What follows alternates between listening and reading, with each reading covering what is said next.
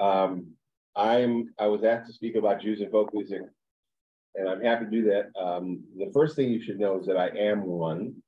I am a Jew who has made a considerable part of my career playing various kinds of traditional and folk music. Folk music is a pretty loaded term. There's no great definition. There's no single definition. People use it to describe a lot of different things. They use it to describe cultural, traditional music. They use it to describe a particular movement in American music, starting in the 1950s and 60s. It is a very amorphous way of looking at things. In certain ways, it's kind of like pornography. You know it when you see it, as they said at the Supreme Court. But it's a really fascinating part of the American cultural tapestry because it weaves together so many different elements of the American experience. It does weave together the many traditions that came together to make the American tapestry.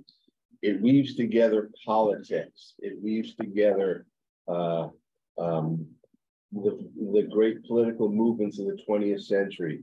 It weaves together the rural and the urban. It's a very, very interesting point of connection, and it's endlessly fascinating. My own personal history in music started out with classical music, started out with music in the synagogue, but because of the instruments I played, I was trained as a violinist, and then I began to play the mandolin and then the guitar. It became very clear to me that there was a wealth of traditional styles of music, which I began to explore at the Old Town School in Chicago, that introduced me to these very interesting new worlds. And because of my musical skills, I was a very useful participant in that scene. And I began to meet some of the characters and the players who were very important in the Chicago folk music scene. And Chicago was very pivotal in the folk music world of the 1960s and 70s. And the other thing that's critical to understand about the folk music and the Jews in the folk music scene in American culture is eventually that scene morphed into what became known as rock music. Bands like the Eagles and Linda Ronstadt and the biggest bands of the 60s and 70s and 80s have their roots in the folk music of the previous years. And so ultimately this music became very, very influential. So we're gonna talk and we're gonna listen. I have some things to play, and we'll start with something which is not overtly Jewish, but it's a good stepping off point.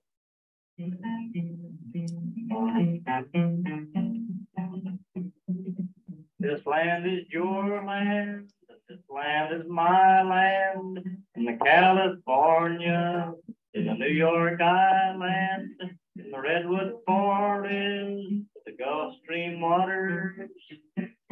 This land was made so for you and this has become an anthem that's sung by school children everywhere. It's known internationally. It is probably Woody's most famous song. And you wonder, what does Woody have to do with Jews and folk music? And it starts to get really interesting. You think of Woody as someone who is essentially representing the American rural folk tradition because he came from a rural context. But people don't realize that he spent more of his life in New York City than he did anywhere else. He married a Jew. His kid is a Jew, Arlo Guthrie.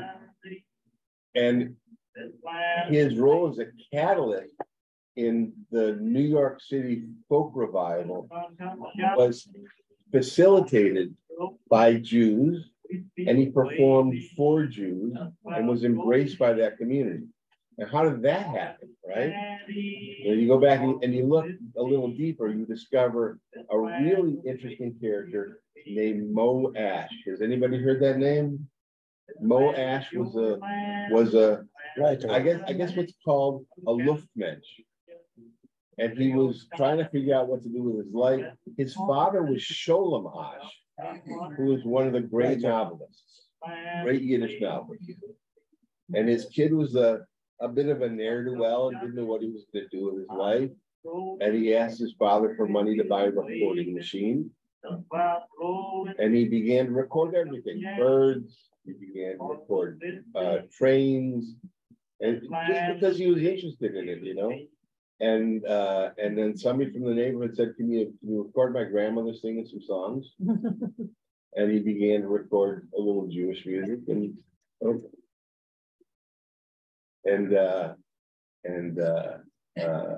one thing led to another. He began to release the recordings that he made. And he tried a couple of times to turn this into a business. He failed twice. And the third time he founded a company called Folkways Recording.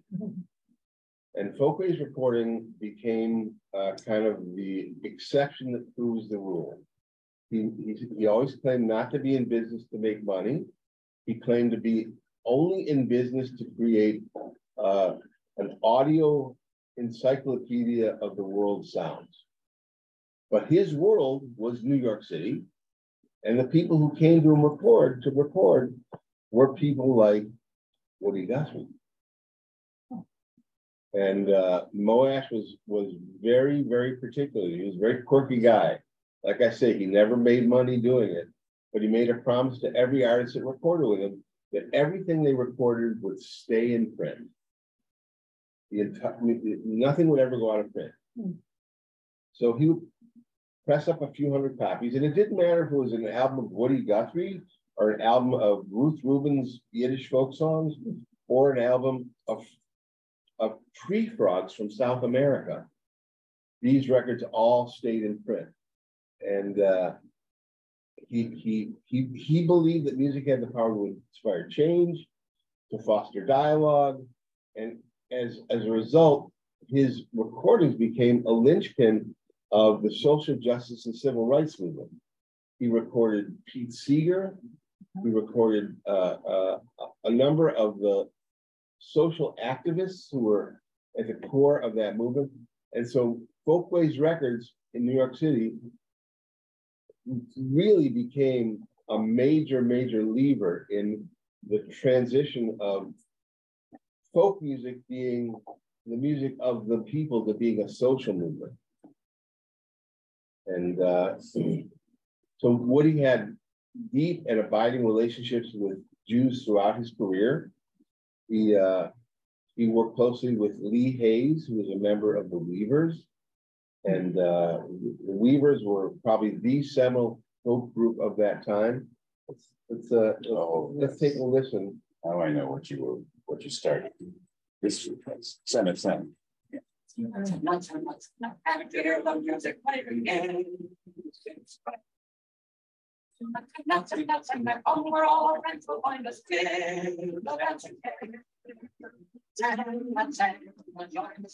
All right, so this is like a big Hollywood arrangement of an Israeli folk song, a dance tune from the late 1940s, early 1950s, that was recorded by a New York City-based band. Let me change the volume a bit.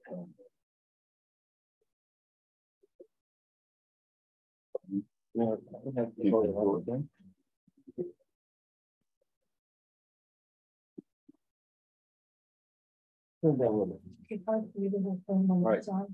Is it hard for you to hear? Okay, yeah, okay. Is that better? Remember.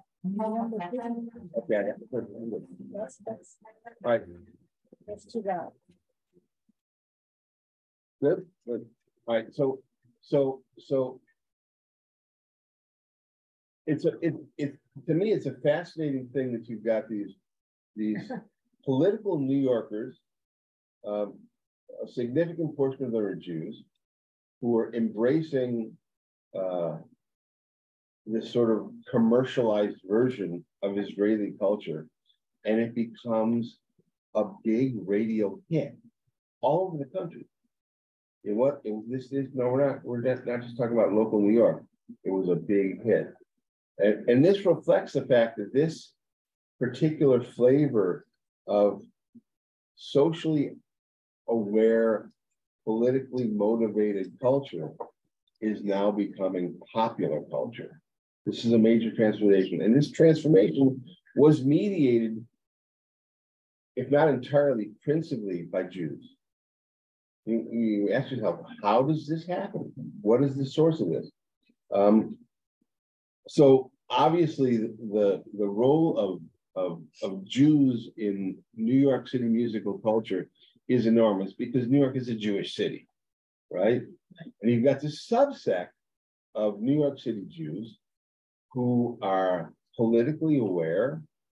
They form the foundation of the desire for the political change that ends up forming the civil rights movement, that forms the American support for leftist causes, for the support for the left in the Spanish Civil War and the Abraham Lincoln Brigade, and support for communism in before World War II, you know, and Woody Guthrie was at the center of that, and his compatriots were the Jewish activists who shared his progressive ideals, and he used his music to align with the causes championed by the labor rights organizations, the civil rights organizations, the anti-fascist organizations, and all those became a very fertile ground for his music, for the records that Mo Ash made, and inspired a generation of musicians. The greatest inspiration was a relationship that Woody Guthrie had with Bob Dylan. And Bob Dylan, in his very early days, he was a bit of a chameleon when he was living in Minnesota. He was born in Hibbing, which was a town on the Iron Range. His father was a merchant, and he from a very early age, he realized that he didn't want to be there. He didn't want to be of there. And he began imitating whatever he heard on the radio. So he was a great rock and roll piano player. He learned to play blues on the accordion, but when he heard Woody Guthrie, he heard his calling. And for the first several years of his career, he was a dead-on Woody Guthrie imitator, and that was how he started his career. He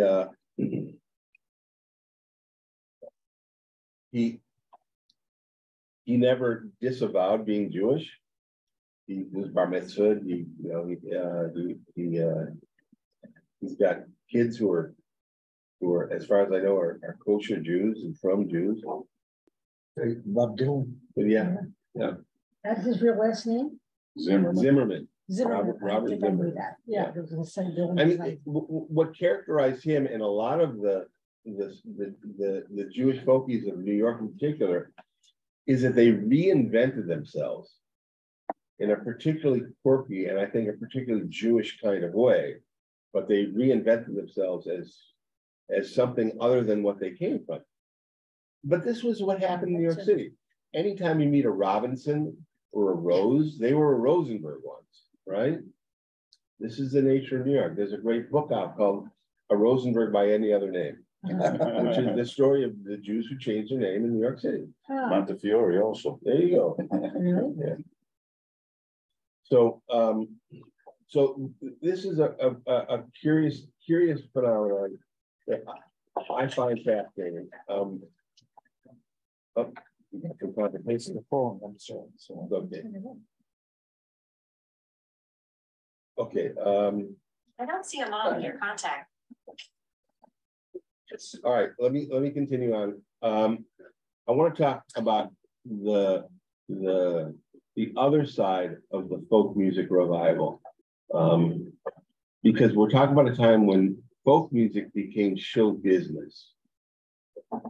And in order for it to become show business, you need the people who do the business. And in many ways, these people are the catalyst, the most important people in converting these cultural sort of movements and themes to mass movements. We've already spoken about one important one. That was Mo Ash, who had the Folkways record company. Let's talk about a couple of others. Mo was kind of the spearhead and also an iconoclast in the record business. But you've also got people like Jack Holzman, and Jack Holzman was the founder of Elektra Records. He was a young guy who was really interested in music. He used his bar mitzvah money to found his first record company. And one of his very first signings was Theo Bickel. Oh, really? Yeah. And Theo Bickel was quite the chameleon. He was, we know him as a great interpreter of Yiddish folk songs, but in the Elektra years, he made records of Russian gypsy music, Jewish folk music, international folk songs, and he could do anything. He made his career as a character actor doing accents and doing characters from other countries. He was never a huge star.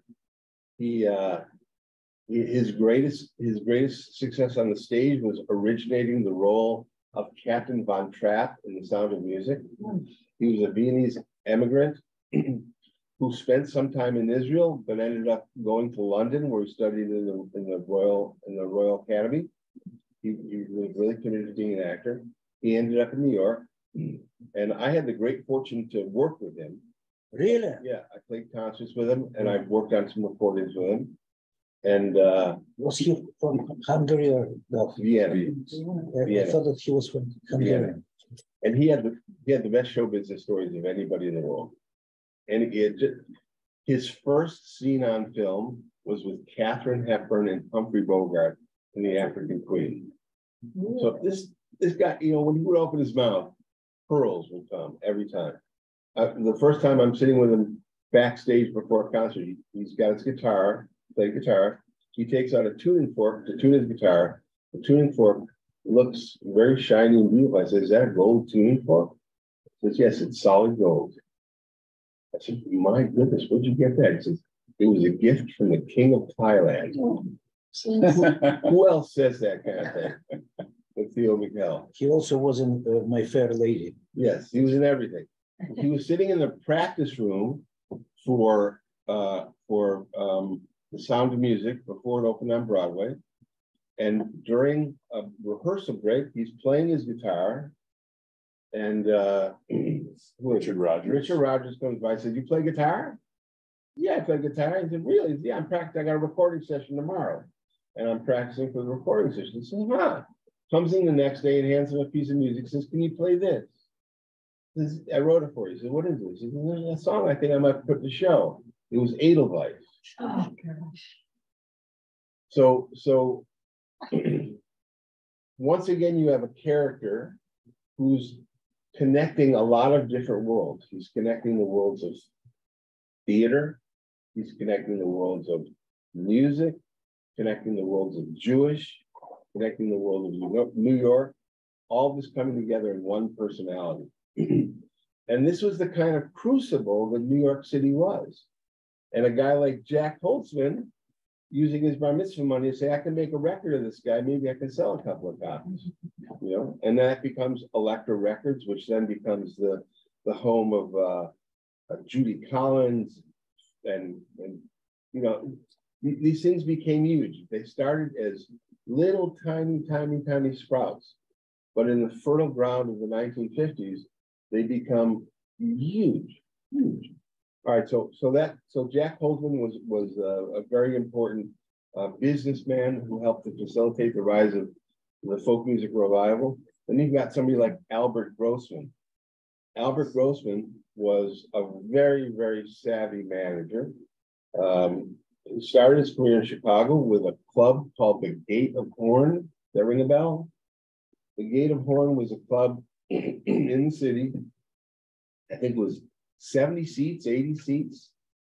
But it was fundamental in Albert Grossman's career. It was where he did his talent spotting, and it was where he first put artists in front of audiences, and the Chicago folk scene, which was also very important. People like the Holstein brothers, Ed and Fred Holstein played there. Bob Gibson played there, and they became sort of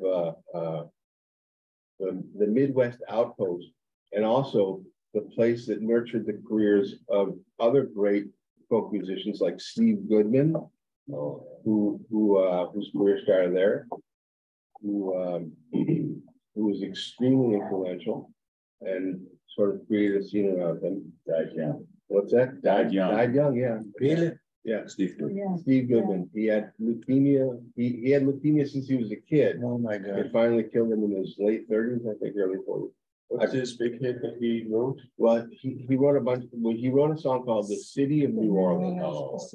But the song that made him the most amount of money was "Go Cubs Go." Oh, he wrote that. He wrote that. Yeah. So speaking of the That's organ was not written by Arlo Humphrey, but by him. Yeah. Wow. Yeah. And everybody, when he died, Willie Nelson recorded it. Everybody re-recorded after he died, so that his wife would get the royalties, so they could send the kids to college. Yeah, I had the great fortune to sit in the bleachers of Wrigley Field with Steve and his producer and a couple of other musicians back when bleacher seats cost $3 or $4. And we would sit there with our instruments and play and listen to stuff. And by the way, that I know there's a Hebrew version, an Israeli version of City of New Orleans. Yeah, everywhere in the world you can hear it. Yeah, it was a huge hit. John Denver recorded it and changed the words. And Steve was furious, and his manager said, we'll change it back, but cash the checks first. Because that was also a big hit. That was also a big hit. Yeah, so Steve made a big mark. All right, so we were talking about managers.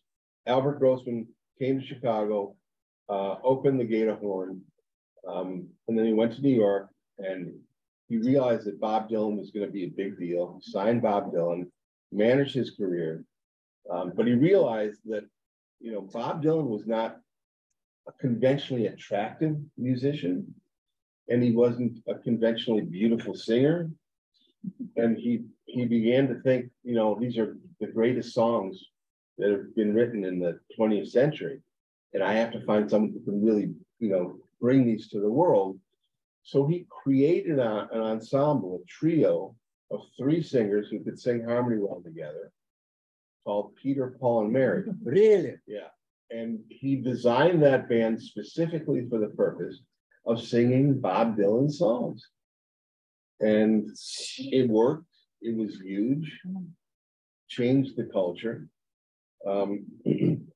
And after he had that great success, he realized as the music was changing and folk music was beginning to morph into something else, he needed to find the next thing. And Bob Dylan at that point had gone electric with a band, and he listened to the band and said that could be the band that I take to the next level with Bob Dylan songs, because they know all the songs already. That band changed their name to The Band. He managed them and they became huge. He moved his base of operations to Woodstock, New York, or just outside of Woodstock, a town called Bearsville. And that's where he ran his empire from. And it was quite the empire.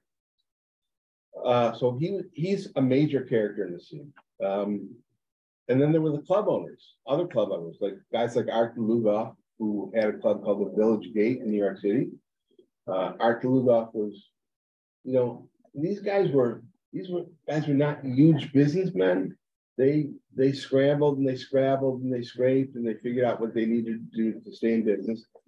But the role that they played in shaping tastes and introducing this music to a bigger world was enormous. in the pre-internet world, you had to have the visceral physical experience of seeing someone. If you couldn't see them, then someone you trusted had to see them and tell you about it.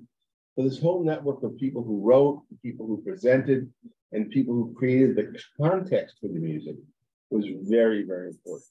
And Art DeLugoff was one of the guys in New York City who really did this beautifully. The Village Gate hosted both jazz and blues. Artists like Pete Seeger, Odetta, Dave Van Ronk. You know, this was a big deal. And we think of these artists and we think of them as iconic because, you know, if we were aware of that scene, they became icons to us, but these clubs were tiny. They were 50 seats, 100 seats, maybe, you know. But New York City was the center of culture, so it radiated outward. Let's see. And then talking about tastemakers, you've got to think about people like John Hammond, who worked for Columbia Records, and he helped to discover Billie Holiday, Bob Dylan, Bruce Springsteen, people like that, and being able to make the connection between a corporate institution like a record company and an artist, and be able to sort of make that make that marriage and turn that into something that yielded something that everybody else could experience. That was a big, big deal. He was Jewish, that guy? Hammond? Yeah. Oh, Yeah. Yeah. no. And many others too. Guys like Danny Goldberg, who That's a Jewish name. yeah. DeLugoff is Jewish, of course. Yeah, Art was a Sephardic Jew. Sephardic. Yeah. Village Gate. Yes, you played there, did you? I seem to remember that. I think we did a night there. Yeah. With the Jewish theater. Yeah. All right. So okay. So time is moving on. Before we move on, does anybody have any questions? Anything that I can address? You have. Well, I have a question, but I don't know if this was the right time to ask it or not. Do you have any connection with Chess Records? Let's see. The drummer who worked with me for many years, who played here many times, Morris Jennings, was the house drummer for Chess. So my Bubby's Yes. buried at Waldheim Cemetery. Yes. Right next to my Bubby. Yes. the Buffalo section, right next to the father of Chess Records, Joe Chess.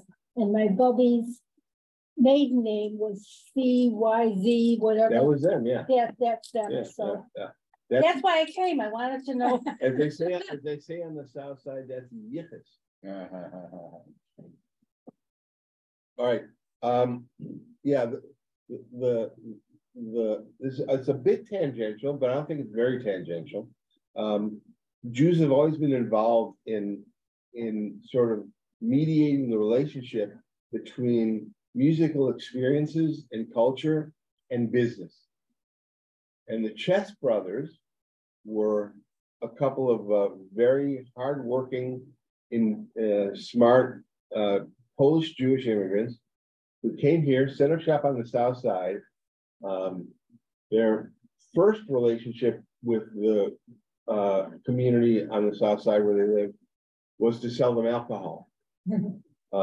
And they began to understand the tastes and the sensibilities of their clientele, and they began getting interested in the music that they liked to listen to when they came in to drink. And then they began to produce recordings of the musicians who would come in and play. And they started a record company, a couple of record companies. They started a record company called Chess Records, which was the anglicization of their name, which was unpronounceable to me because it had too many syllables. And Chess Records became the gold standard in blues music and black music in general. He's very influential. Their son Marshall Chess befriended the Rolling Stones, who came to Chess Records to record, and managed the Rolling Stones and ran their record company for many, many years. And and they sold the record company to a company called GRT, which is a company that manufactured recording tape, because everyone thought that records were going to be over and it was all going to go to cassette tapes. And GRT went bankrupt and then it got bought by somebody else. So it all disappeared. But they were the guys who actually put it together. And the Chess brothers, and the consequence of their work was ultimately to create this this incredible body of American music that became the basis for the blues revival that happened in England, that yielded the Rolling Stones, the Beatles, the whole British invasion, all that my stuff. limestone. There you go. That's yes.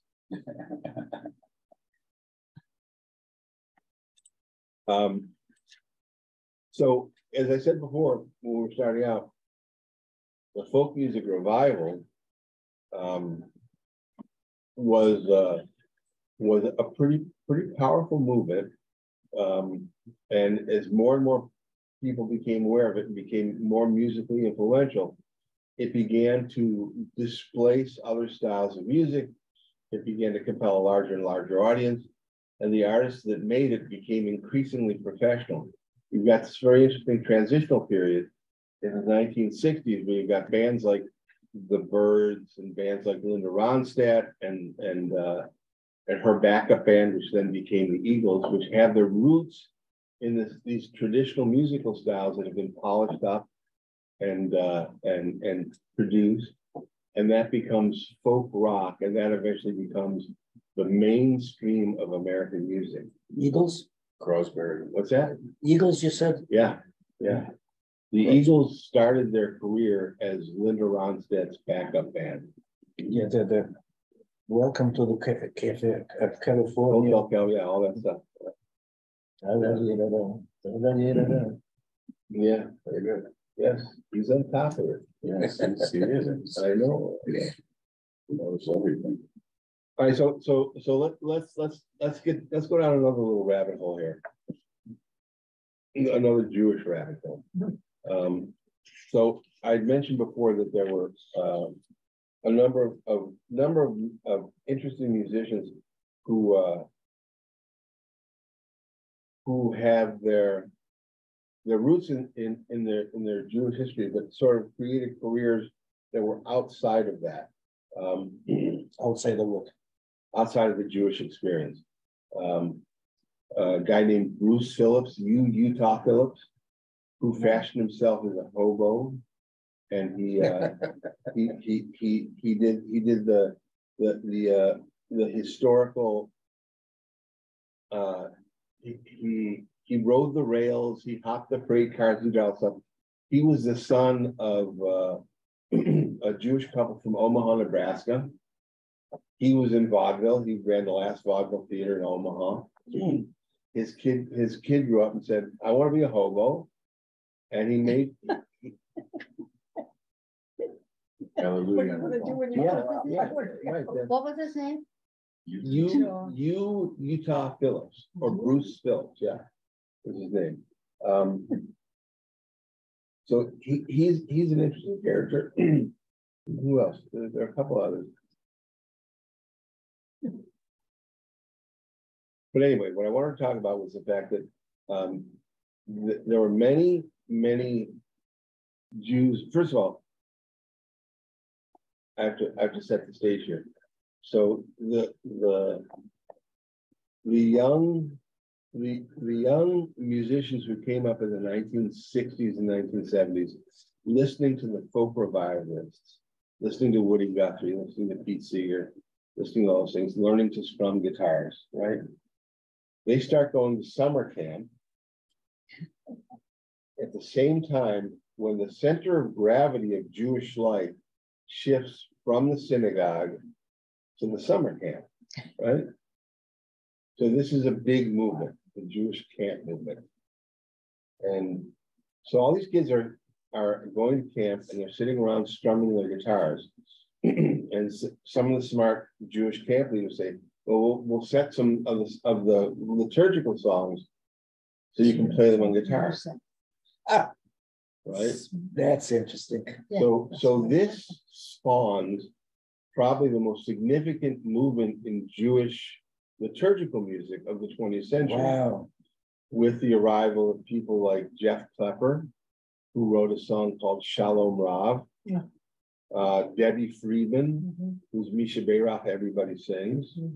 And these are major pivot points in both Jewish culture, folk music culture, and there it's very influential. We get to the point where in order, for instance, to become ordained as a cantor in the Reform movement, you basically have to learn the camp repertoire. You know, it's no longer enough to learn trope, and no longer enough to learn the traditional chazanish. You have to learn how to strum a guitar, which I find particularly interesting, fascinating. By the way, I've been using the Klepper Ose Shalom. Yeah.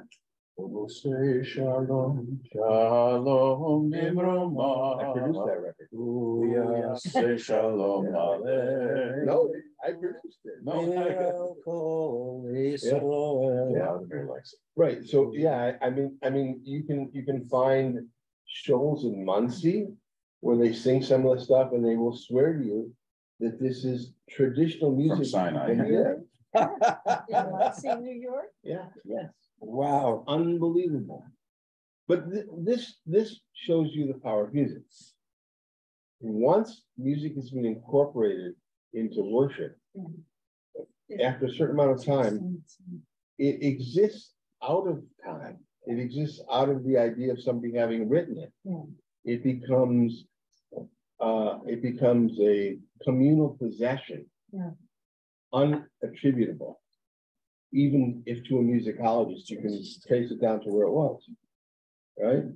You know, I'm amazed that I'm listening a lot of Israeli spiritual music, liturgy, and it is many of them is absolutely great pieces, which unfortunately nobody knows behind after this Israel.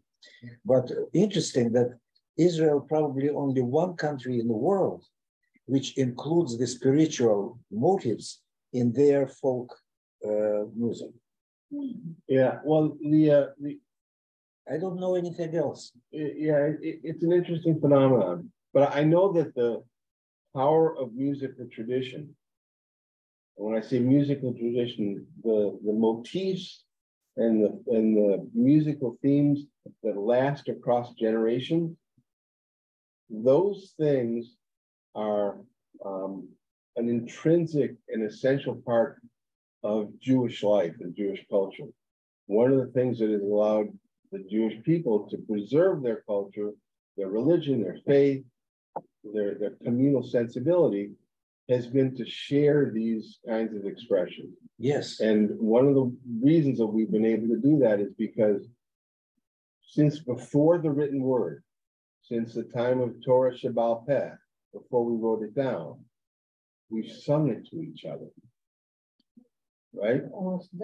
Right. We have always used that as a means of strengthening our relationship to the word and to each other, the communal experience of singing. So I find it pretty fascinating that at a moment when Chazanish reaches its zenith, you have the great European cantors who are capable of davening in a manner which is so utterly compelling and spellbinding that they become the equivalent of opera stars, right? At that exact moment, which is also the moment in which European Jewry is destroyed, what you have out of the ashes are people sitting around campfires singing simple melodies, simple songs, setting the liturgical lyrics to those simple songs. Yes. And creating out of that a new communal experience, which doesn't rely on the central artistry of a single person, but on the shared experience of creating the music. And this is, by the way, unique to Israel. No other country in the world. I can't speak to that. Maybe so. I'm listening to I believe Radio Garden.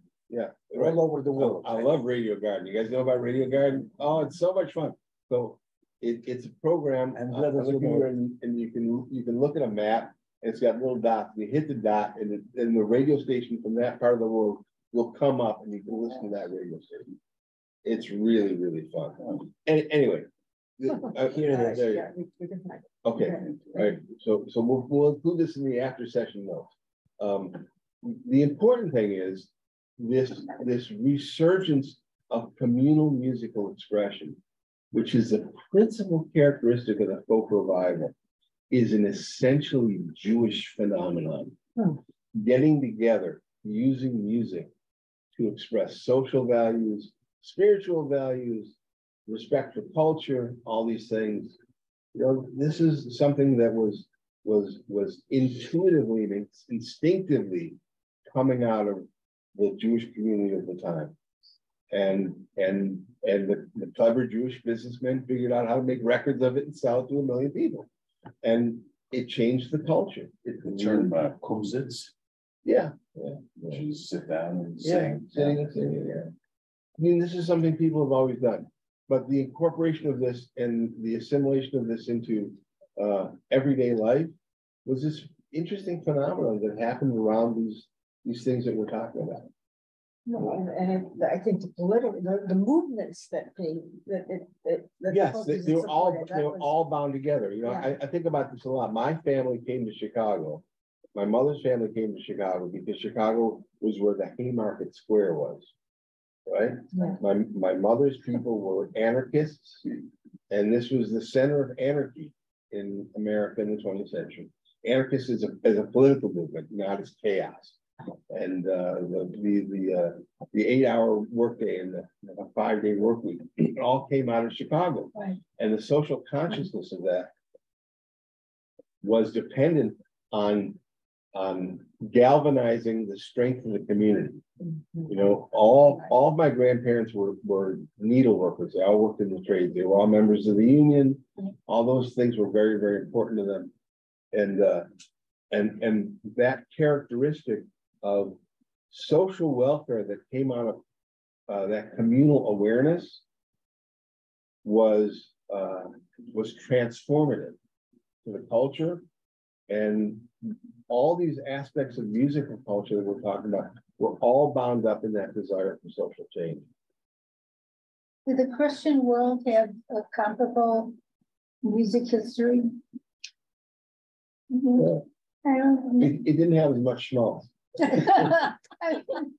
Lawrenceville. All these important people were Jewish, so I'm wondering if the Christian world had a music history. Yeah, of course, and there were, and this is, my remarks are not to imply somehow that this world was only made up of Jews. So, you know, for instance, you had the IWW, International Workers of the World, and the Wobblies, and you had all kinds of Swedes and Norwegians who were involved in the labor movement in Wisconsin. And I mean, these were global movements. And in many ways, it was an effort to transcend religion that drove people towards this socialist ideal, right? It just so happened that a lot of them were Jews. Now, the other thing that's always been interesting to me is the migration to this country, the late 19th, early 20th century is characterized by this huge displacement of the populations from the Pale of civilization, Pale settlement in Russia and Belarus and Ukraine, all of our grandparents who came here at that time. And it's always struck me as interesting that social dislocation and geographical change happened as a consequence or in harmony with the Haskalah, with the Enlightenment, when people began to leave this sort of farbrenta religious observance and began to become more aware of worldly ideas. And this awareness of worldly ideas, which also included awareness of the political realities of the class distinctions and things like that, those were were great motivating factors. And especially once people had been geographically displaced, once you got the teeming huddled masses in New York City, which was the densely populated place in the universe, and they were all Jews, they began thinking about the social consequences of the political circumstances they were in. They begin to have this political consciousness that demands change. You know, so I think some of it has to do with the fact that they didn't end up on potato farms in Minnesota. You know, they were all packed together, and the ideas were pushed up against one another. But you know, there are scholars who spend a lot of time thinking about these things. I myself spend a lot of time thinking about the music that came out of it, and the music that came out of it really was transformative. You know, if you listen to what was on the pop charts at the same time that Saint was on the pop chart, it was things like, how much is that doggy in the window? Right? Like pop music, which eventually incorporated this folk revival music we're talking about, was a completely different thing.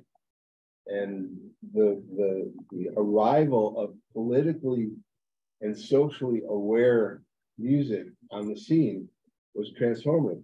You think about the 1960s and the incredible transformations that happened in that one single decade, and how much of that was mediated by musical culture. You know, it's really astonishing. And you know, sometimes I listen to myself say these things, and I think to myself, you know, what must it be like for young people now? You know, right? And we have to remind ourselves that we feel the importance of what happened in the past because we're of where we were in our lives when those things were happening, right? And you know, there's a validity to that, but I also think that those things are happening all the time. They're just not happening to us anymore. They're happening to another generation. Your daughter. There you go. But although, you know, there are all these technological transformations that happen in a moment in time, and that moment changes everything that comes after.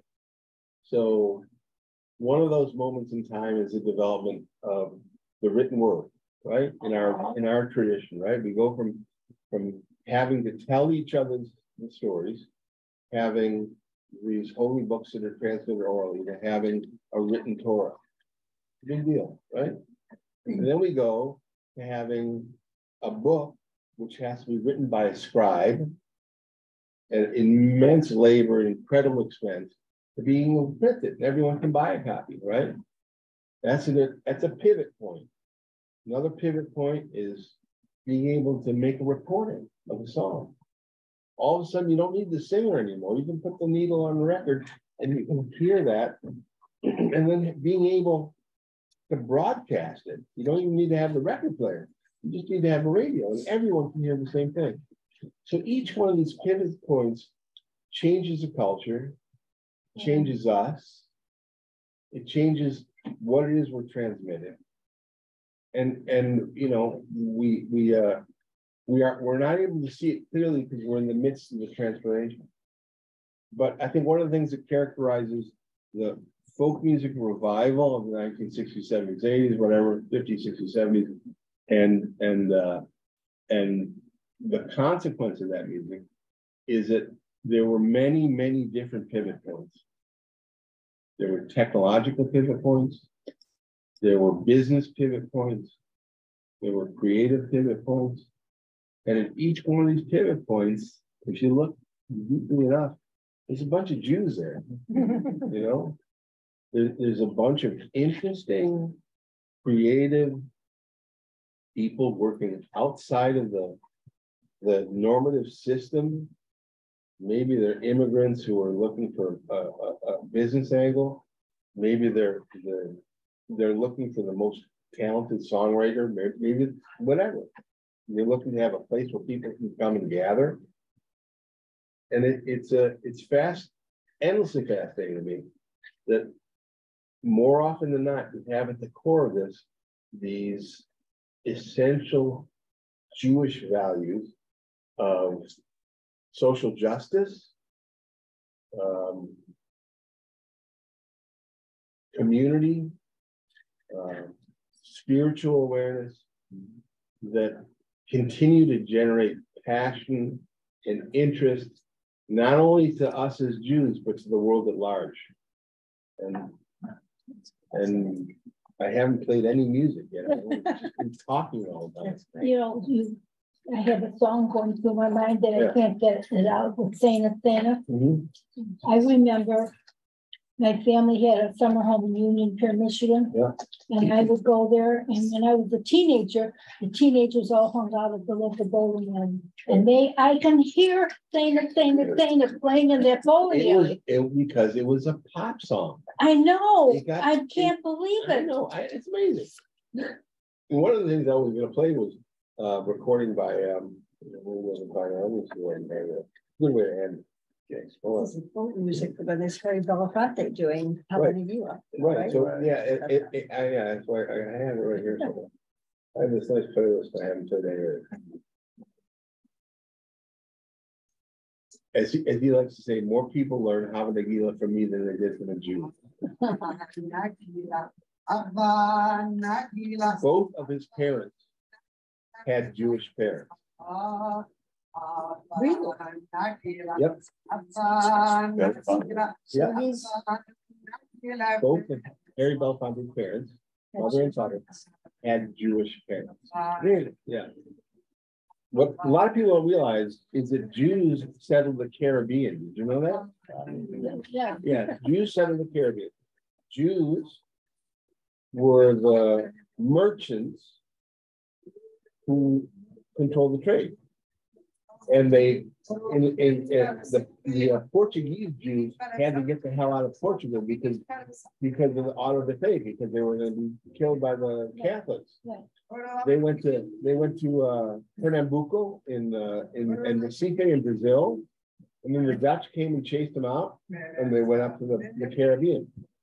The Jews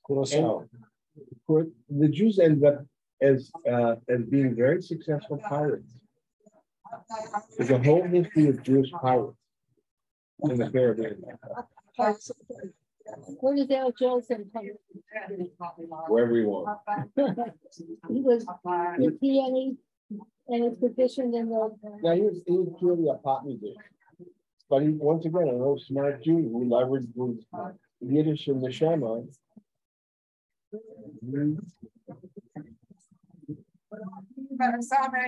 Not bad, right? That's very well. Yeah, his voice really is, I don't remember it from him. Yeah, it's a good voice. Right,